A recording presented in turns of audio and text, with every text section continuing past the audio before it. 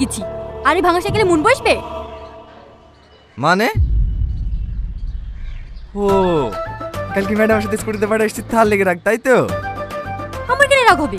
তুই যার সাথে মন তার সাথে গা ঘষ গা, তাতে আমার কি?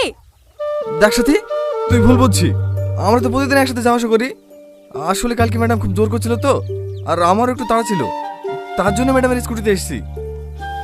হ্যাঁ, ভালো করেছি তো। ম্যাডামের অত সুন্দর স্কুটি থাকতে আমার ভাঙা সাইকেলে যাওয়া আসা করবি কেন?